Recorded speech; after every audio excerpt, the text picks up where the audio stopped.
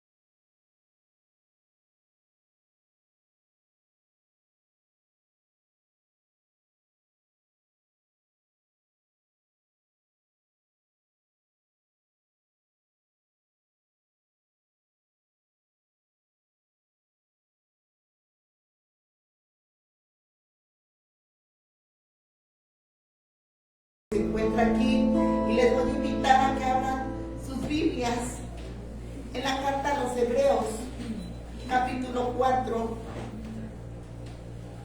Vamos a leer de los versículos 14 al 16. Hebreos 4, 14 al 16.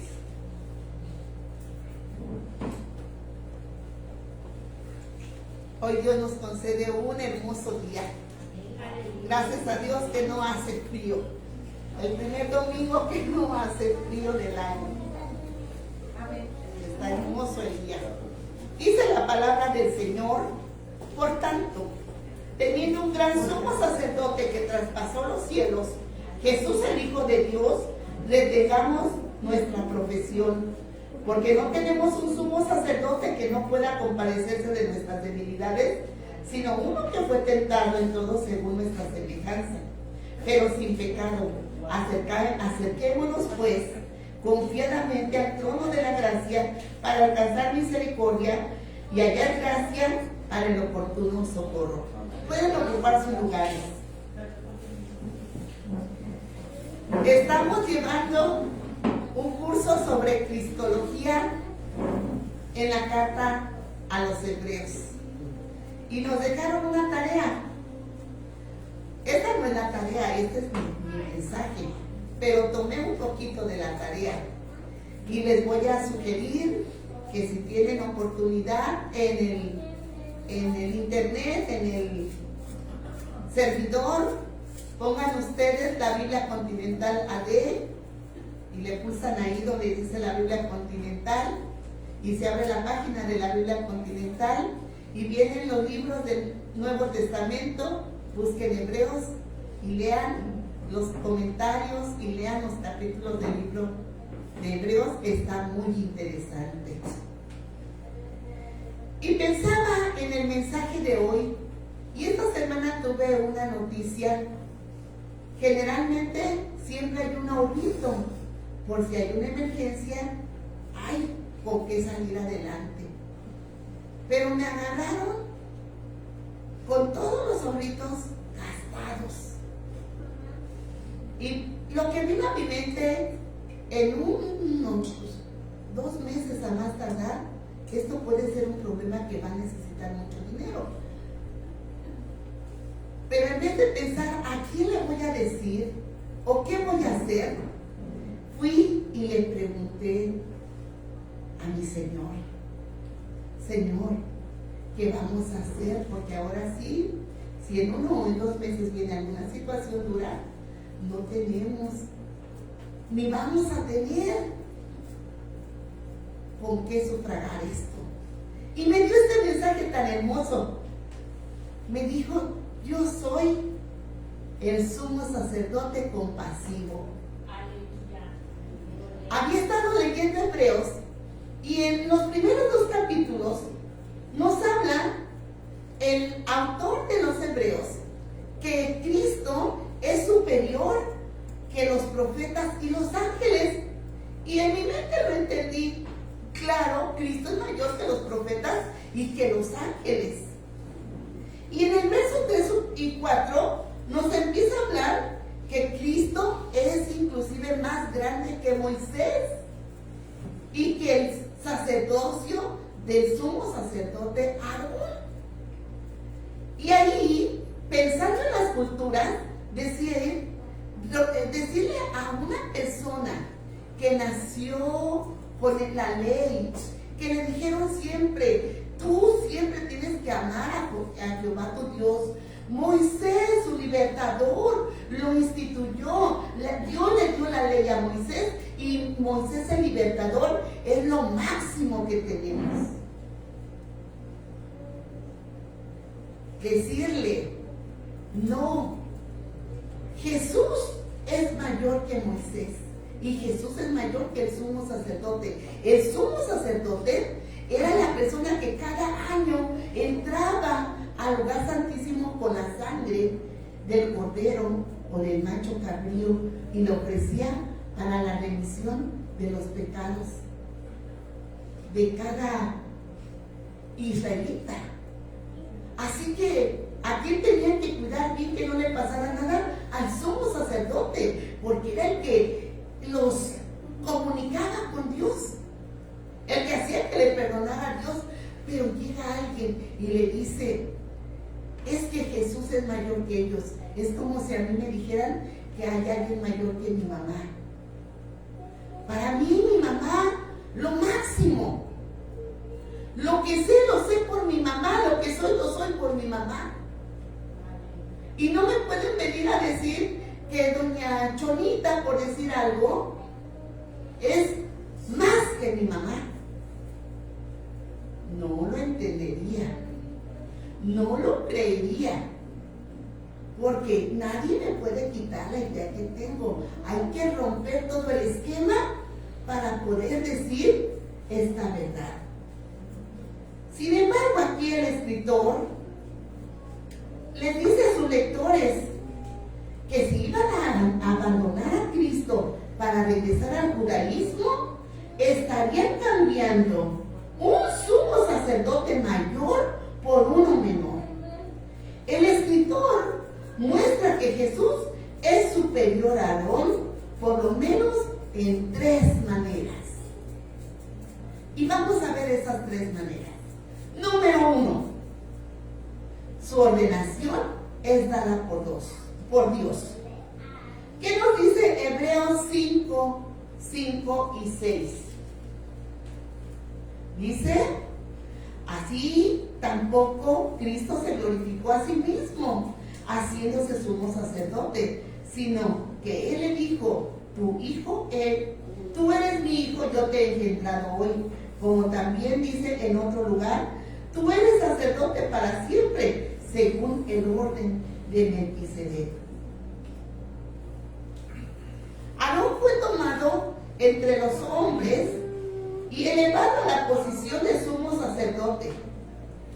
Este puesto de honor lo pasó él a su hijo, y su hijo bendijo a su hijo, porque pertenecían a la tribu de Leví, y esta había sido separada para la función sacerdotal en la nación de Israel. Pero la ordenación de Cristo fue mayor. Por un lado, no es que solo se hizo hombre, sino que Él es Dios hecho carne, el Hijo de Dios, el Hijo del hombre. No se apropió egoístamente de ese honor del sacerdocio. En el pueblo de Israel hubo, dentro de la tribu de Leví, los hijos de Coré, a quienes no les tocaba el sacerdocio, pero creyeron que eso era bien facilito. Ay, pues nosotros vamos a agarrar a los incensarios, les vamos a poner el incienso y vamos a entrar y los vamos a mover delante de Dios. Y así como Dios escucha a los sacerdotes, hijos de Aarón, nos va a escuchar a nosotros. Porque ¿qué tienen ellos que no tengamos nosotros? Diríamos en el buen mexicano. Sin embargo, por atribuirse honores que no les correspondían, ellos fueron muertos. Ellos murieron, y lo dice Números 16, murieron por su pecado. Pero aquí el escritor, mencionando el Salmo 110:4, le dice: tú eres mi hijo, tú eres sacerdote para siempre, según la orden de Melquisedec. ¿Por qué la orden de Melquisedec? ¿Alguien sabe quiénes fueron los padres de Melquisedec? ¿De dónde salió? ¿Cuándo murió? ¿Cuál es su genealogía? Nada más lo menciona en Génesis 14, pero no vuelve a hablar de él. Sin embargo, lo asemeja porque Jesús no tiene una genealogía, no tiene un principio y un fin. Es el Hijo de Dios. Y cuando empezó el sumo sacerdocio, lo empezó y no ha terminado. El de Aarón terminó. El de sus hijos se acabó, pero el de Cristo permanece para siempre. Él, cuando estuvo en la tierra 2 veces, se oyó la voz desde el cielo que decía: este es mi Hijo amado, en este tengo complacencia. Y reconocía que era su Hijo. Pero cuando Cristo murió en la cruz del Calvario y resucitó y llegó a la diestra de Él, le dijo: siéntate a mi diestra, porque tú eres ahora mi Hijo, quien también es sumo sacerdote. Cuando Él resucitó, fue reconocido 100% divino como el Hijo de Dios, que vino a cumplir una gran comisión y que está a la diestra del Padre, intercediendo por nosotros. Cuando andaba en la tierra no podía interceder, hacía la obra donde Él andaba, pero desde que está ahí, a la hora que queramos, en el momento que necesitamos, nosotros vamos ante Él y Él intercede por nosotros. Ya no necesitamos nosotros de machos cabríos o de ovejas, sacrificios hechos por humanos. Ya no necesitamos irnos a confesar personalmente ante un hombre, porque Él ha abierto el camino hacia la presencia de Dios. Con solo ir nosotros y decirle nuestra necesidad, Él nos está escuchando y Él interviene ante el Señor. El sacerdocio de Melquisedec es el principal tema de Hebreos del capítulo 7 al 10. De modo que nosotros hoy no vamos a entrar en los detalles sobre Melquisedec.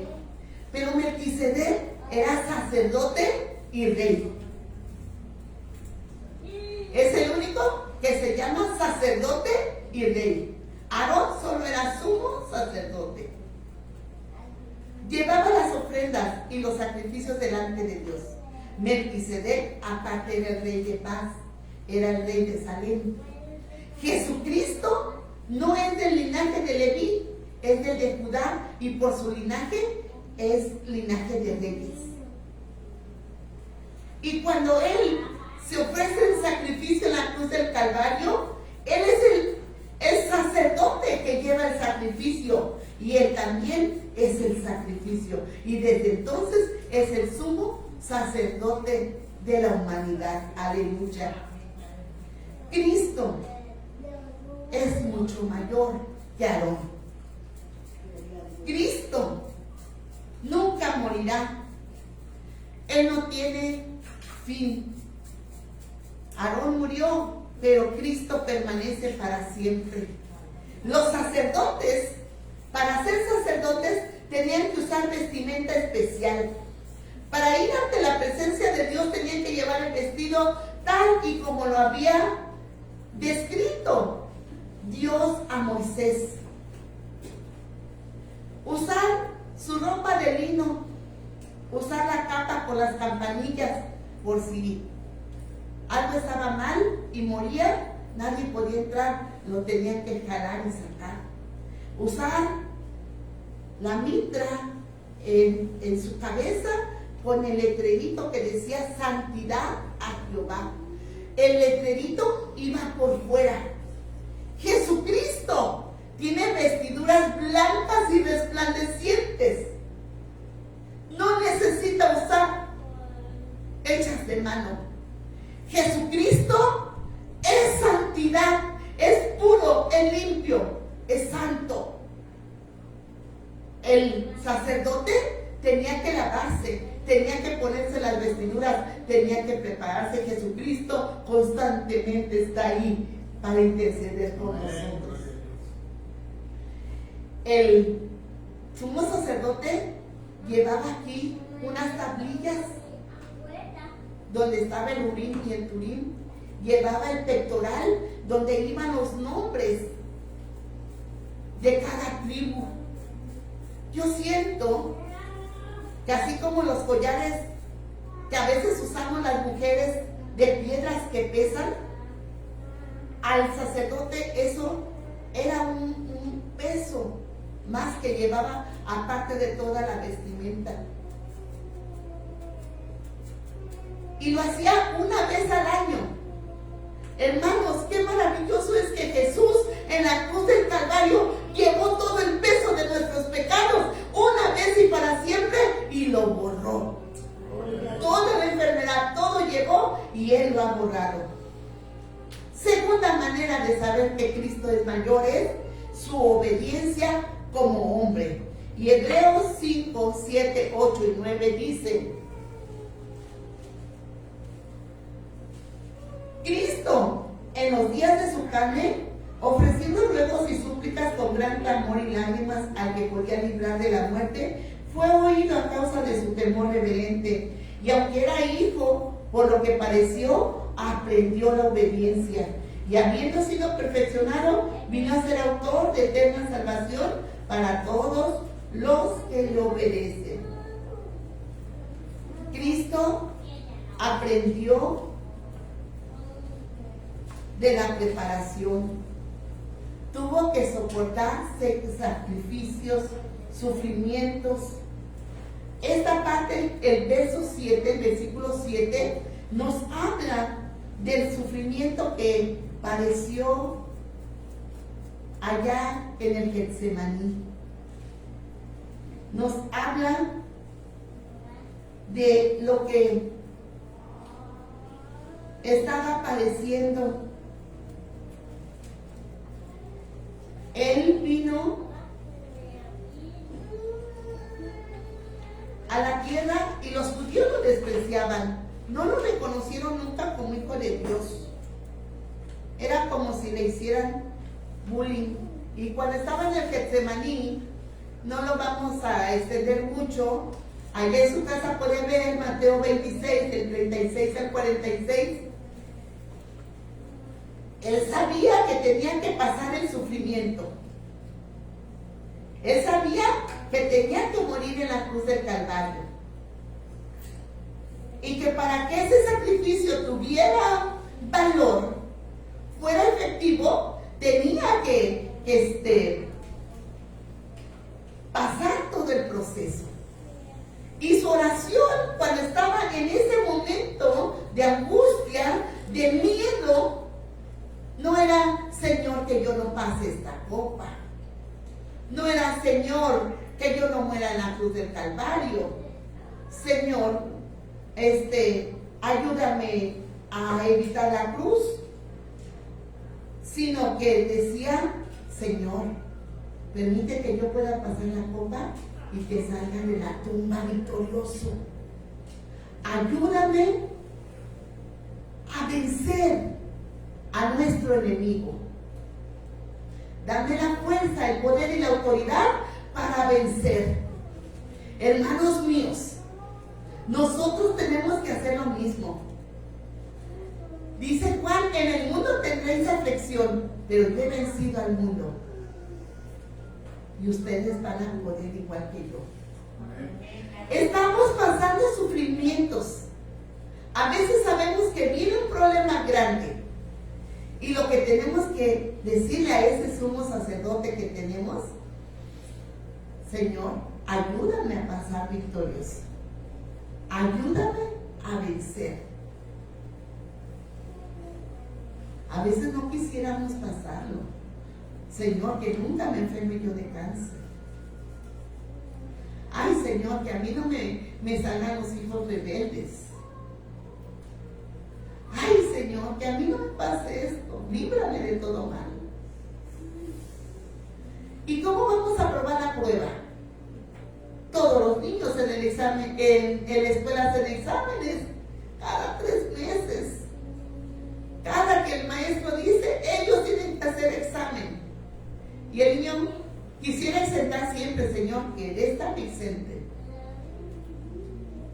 Pero hay maestros que nunca exentan, todos al examen.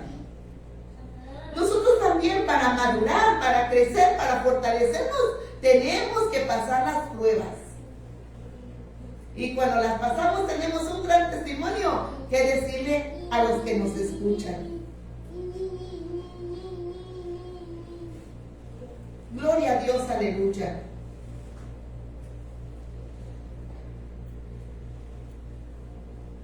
No sé si alguien se pregunte: ¿puede el Hijo de Dios realmente conocer nuestras pruebas mejor que cualquier hombre? Como por ejemplo Aarón. ¿Puede Jesús saber la lucha que estoy teniendo? A veces la lucha es interior. Y yo meditaba en eso de la economía y el tener y el no tener. Que cuando yo era adolescente, sí preguntaba: Señor, ¿por qué ellos pueden tener un carro y comida y nosotros no podemos tener eso si nosotros te adoramos y te servimos siempre? Yo era ignorante. Yo no había valorado que tenía el mejor padre del mundo y que nunca me había quedado sin comer y que nunca me había quedado sin vestido y que nunca me quedé descalza. Siempre me sustentó Dios. Y qué bueno que Dios ha de haber dicho: ay, eres una chiquilla ignorante, tienes todo y estás pensando en el rico aquel. Jesús padeció, Jesús sufrió, Jesús también tuvo hambre. La prueba es que aquel que cuando fue tentado le dijo el enemigo: convierte estas piedras en pan. Y se lo estaba diciendo porque Jesús tenía un hambre. Pero como después de que uno termina el día de ayuno, lo que sea queremos comer porque, ay, Señor, ya van a dar la hora y hay que comer. Tuvo hambre. Se asustó cuando andaban los animales allí. No sé si eran coyotes que aullaban, serpientes que sonaban su cascabel, alacranes, no sé, pero ahí en el desierto él tuvo miedo. ¿Será que no nos entienda? ¿Ustedes creen que no haya pensado un día, qué bonita cobija tiene María Magdalena? Creo que se la pido regalada o la tomo. La tomo prestada y se la devuelvo después.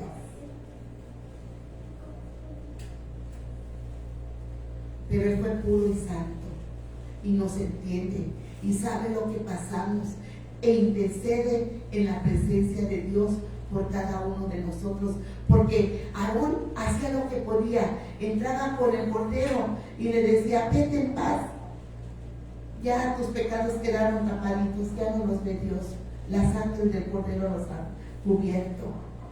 Pero cuando vino Jesucristo, Él hizo algo más importante. No solo fue obediente aquí como humano, no solo sufrió, sino que es capaz de sentir como humano, pero la tercera manera de su sumo sacerdocio es su omnipotencia, porque Cristo ofreció el mayor sacrificio. Y ya leíamos al principio estos versículos. El principal ministerio de Aarón era ofrecer sacrificios por la nación, especialmente el día de la expiación, lo dice Levíticos 16. Los sacerdotes y levitas ministraban durante el año, pero todo el mundo miraba al sumo sacerdote el día de la expiación, porque solo él podía entrar al lugar santísimo con la sangre, y si subía con olor grato, sabía que había sido recibido. No así con Jesús. Jesús,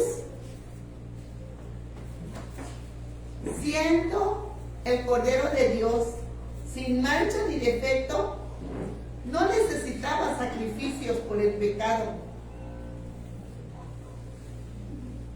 Y el sacrificio que Él ofreció no fue un sacrificio animal, sino fue de sí mismo. Un sacrificio que no se tenía que repetir varias veces, sino que con una sola vez quedaba resuelta la situación. Cuánto más grande Jesús que Aarón y sus sucesores. Cristo es el autor eterno de la salvación. Porque Aarón, cuando presentaba el sacrificio, tapaba los pecados. Pero cuando Cristo en la cruz del Calvario derramó su sangre preciosa, no tapó los pecados, los quitó de raíz. Eso es más maravilloso. Hebreos 4:14 dice, y traspasó, teniendo un gran sumo sacerdote que traspasó los cielos, Jesús el Hijo de Dios. Esto quiere decir que se levantó de la tumba, que resucitó y que no volvió a morir, porque unos revivieron y volvieron a morir, pero Cristo no. Él resucitó cuando venció el pecado y subió a los cielos, traspasó este cielo y llegó hasta la presencia del Padre, y ahora está ahí a su lado del Padre Celestial, intercediendo por cada uno de nosotros. Tiene todo el poder, tiene toda la autoridad para hacer lo que para nosotros es imposible. Hermanos, en la época que se escribió el libro de los Hebreos, los cristianos sufrían la persecución. Y cuando sale alguien huyendo, solo se lleva su ropa. No puede cargar con todo. Vemos ahorita que están huyendo de Ucrania las personas, cómo solo llevan su maleta y están buscando quién los saque de ahí. Aquellos que eran agarrados por el Imperio Romano, por los soldados, eran encarcelados y les decían: di que el César es tu Dios. Reniega de tu fe. Y todos aquellos que no renegaban de su fe eran llevados al Coliseo Romano. Y ahí los hacían pelear contra leones o contra gladiadores para diversión de ellos. Nadie quería morir. Buscaban la manera de defenderse. Sufrieron y padecieron, pero sabían que tenían algo mejor. En la actualidad, los problemas han cambiado. El humanismo nos enseña que primero yo, luego yo y Dios a un lado. Que nadie le puede decir a otra persona: está mal, o esto no es como tú dices, esto es pecado, porque dicen que le estamos haciendo bullying. Las iglesias se empiezan a quedar vacías, porque han sacado a Dios y a Cristo de sus vidas. Le han hecho chiquitito como el que está colgado, o como el que está en la pared, que ni se mueve, no ve nada, no dice nada, no hace nada.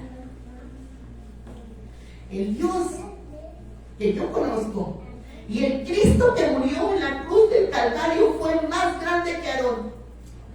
Y está a la diestra de Dios Padre en el cielo. Y si tú hoy tienes un problema, por muy grande que sea, Él puede resolverlo. Si tú traes una necesidad grande con la que no puedes, Cristo es el sumo sacerdote y Él está aquí y te quiere escuchar. Cristo se está quedando sin trabajo porque muchos ya no claman a Él. Cristo quiere que de noche, de mañana o de tarde y a la hora que tú tengas necesidad vengas ante Él. Quizás digas: este hijo de dura cerviz no quiere cambiar. Este esposo, por más que le digo, sigue igual. Ya no le digas a tu esposo, ya no le digas a tu problema que es grande. Dile que tu sumo sacerdote que está en la presencia de Dios es mayor y está ahí para interceder. Él nos entiende, Él sabe lo que padecemos porque lo padeció como humano. Él lo padeció en la cruz del Calvario y ya llevó nuestras dolencias, como dice Isaías 53. Es momento de que creamos que Cristo es más grande que nuestros problemas, que Cristo es superior a los sacerdotes humanos, que ya no tenemos que ir ante el sacerdote humano que no tiene poder alguno, que Cristo está aquí y que es omnipotente.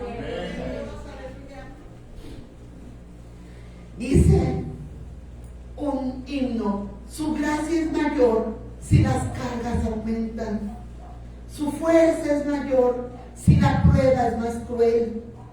Si es grande la lucha, mayor es su gracia. Si más son las penas, mayor es su paz. Su amor no termina, su gracia no acaba. Un límite no hay al poder del Señor, pues en sus inmensas riquezas de gloria abunda su gracia, abunda su amor.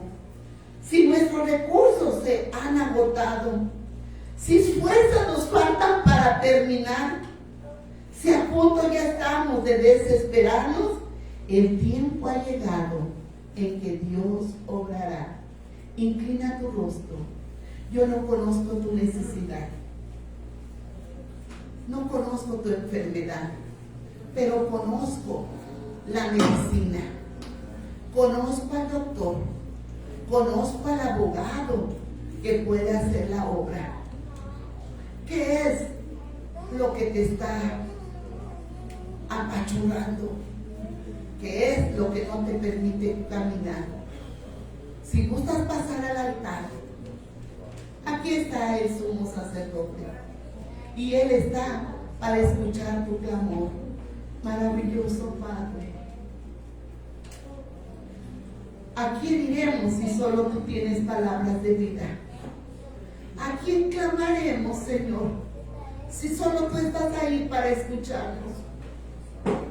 Inclina tu oído en este momento, Padre maravilloso, porque yo sé que tú quieres hacer milagros, que tú tienes grandes maravillas para nosotros.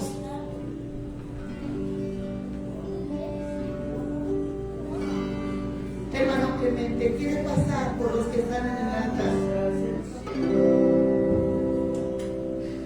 Oh Señor, aleluya. Oh Cristo, de ponerme tú a ministrar a cada uno. Que no sea el toque de nuestra mano, sino sea el toque de tu mano preciosa.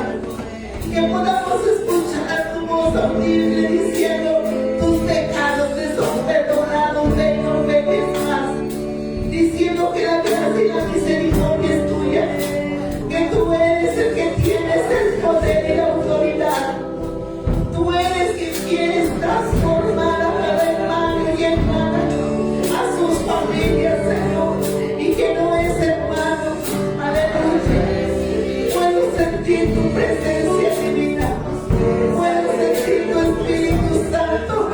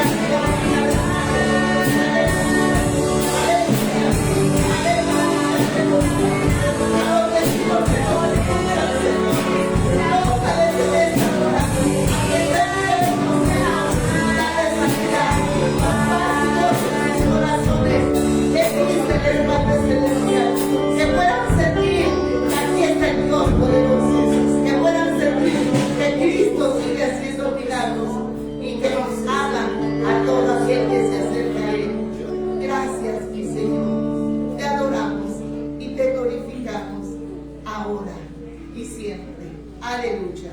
Amén y amén.